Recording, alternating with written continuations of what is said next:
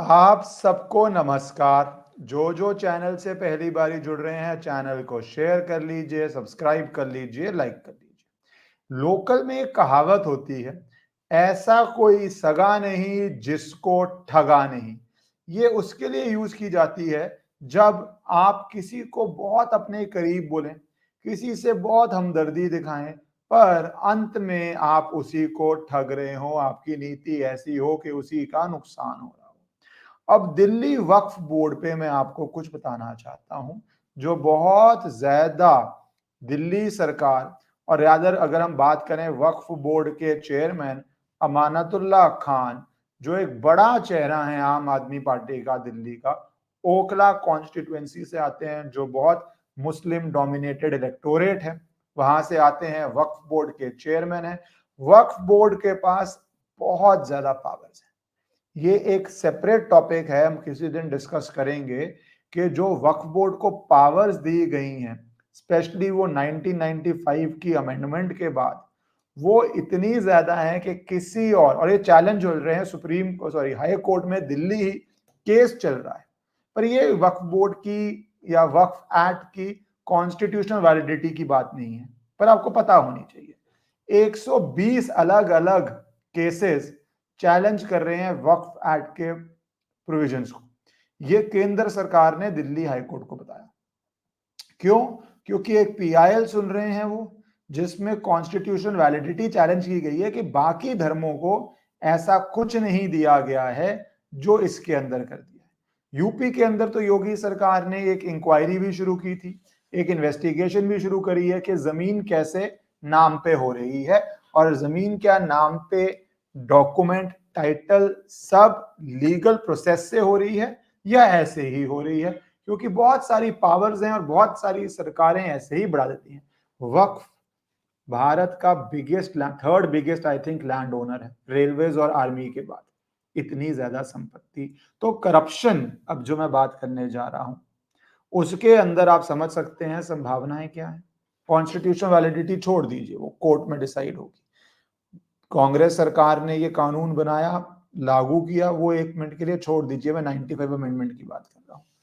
तो अमानतुल्लाह खान जो बड़े चेहरे हैं और बहुत खुल के कहते हैं कि मैं मुस्लिम समाज के लिए लड़ता हूं, हर समय आवाज उठाता हूं, वो क्या मुस्लिम समाज को भी ठग रहे थे?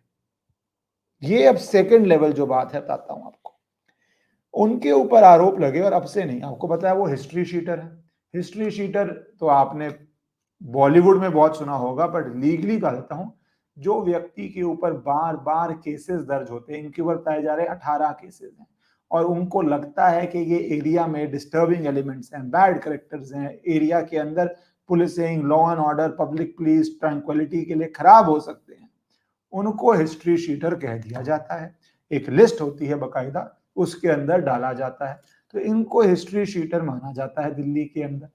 उसके बाद ये होना शुरू हो गया कि इनके ऊपर रेड्स पड़ी मनी लॉन्ड्रिंग को लेके और वक्फ बोर्ड के अंदर घोटालों को लेके। उसमें आरोप ये है इनके ऊपर दो तरह के। पहले, इन्होंने रिश्वत लेके, ब्राइब लेके लोगों को नौकरियां दी, और दूसरी जो वक्फ बोर्ड की जमीन है उसको इन्होंने अपने गेन के लिए एक्सप्लॉइट किया। बहुत स्ट्रेटेजीज होती हैं इसमें। एक एग्जाम्पल कि आप रेंट पर दे देते हैं बहुत छोटे अमाउंट पे, और असल में जो रेंटल अमाउंट है वो जिसको रेंट पे दिया होता है उससे आप कैश में ले लेते हैं। अब वक्फ बोर्ड की दिल्ली में बेइंतहा प्रॉपर्टी है, अब कितनी है कितनी नहीं है उस पर तो जांच भी चल रही है। जैसे 123 प्रॉपर्टियों पे सेंटर ने टेक ओवर की प्रोसीडिंग शुरू कर दी है, कि वो कह रहे हैं आप टाइटल डॉक्यूमेंट सब दिखाइए, ये प्रॉपर्टी आपकी कैसे है। पर कब्जे में बहुत प्रॉपर्टी है, टाइटल होना हो, डॉक्यूमेंट होना हो, जो डॉक्यूमेंट है वो एक सेपरेट कैटेगरी है। तो ये प्रॉपर्टी, और दिल्ली रियल एस्टेट आप जानते हैं कितना महंगा है, उसमें रेंटल्स कितने मैसिव हैं। दिल्ली में तो इतनी महंगाई हो गई है कि एक रुमाल जितनी जमीन भी लाखों रुपए की है। दिल्ली छोड़िए, जो आज से पहले आप दिल्ली के सबर्ब कहते थे, गुड़गांव या नोएडा, गुड़गांव में 100 करोड़ रुपए का एक फ्लैट, कोठी नहीं फ्लैट बिक गया है। इतनी महंगी जमीन है यहाँ पे, और अक्रॉस दिल्ली फैली हुई है। अगर हम दिल्ली की बात करें तो ये भी एलिगेशन है कि रेंट पे दिए गए और असल में कैश लिया गया। तो ये रेड बहुत देर से चल रही थी, अब 3 लोग जो अमानतुल्लाह खान के बहुत करीबी हैं उनको अरेस्ट कर लिया गया। और ये जो 3 अरेस्ट किए गए हैं, इन्होंने कहा जा रहा है कि अमानतुल्लाह खान के बिहाफ पे प्रॉपर्टीज ली थी। अमानतुल्लाह खान कैश जनरेट करता था स्टाफ रिक्रूटमेंट के थ्रू और इमूवेबल एसेट्स के जो अंदर ये इन्वेस्ट करता था। ये 3 लोग जो अरेस्ट हुए हैं, इनको कोर्ट में पेश किया गया। कोर्ट में कहा गया कि 9 करोड़ रुपए के बांड ट्रांजैक्शंस हैं और बाकी कैश कितनी महंगी 13-14 करोड़ की प्रॉपर्टी बता रहे हैं, जिसमें 9 करोड़ बैंक ट्रांजैक्शन है, बाकी सब ब्लैक है, या 13 करोड़ की रजिस्ट्री है, तो बाकी कितना ब्लैक गया है आप सोच लीजिए, वो है। और ईडी का कहना है कि कौसर इमाम सिद्दीकी मिडलमैन है, उसकी डायरी में सारी ट्रांजैक्शन लिखी हुई है और जांच बहुत महत्वपूर्ण स्टेज पे पहुंच गई है। 3 महीने से जो रेड्स चल रही थी, उसके बाद अब ये 3 अरेस्ट हुए। तो कल को क्या अमानतुल्लाह खान अरेस्ट हो सकते हैं? ये तो आप खुद ही कर सकते हैं कि ईडी अपना केस धीरे धीरे स्टेप बाय स्टेप बिल्डअप करती है।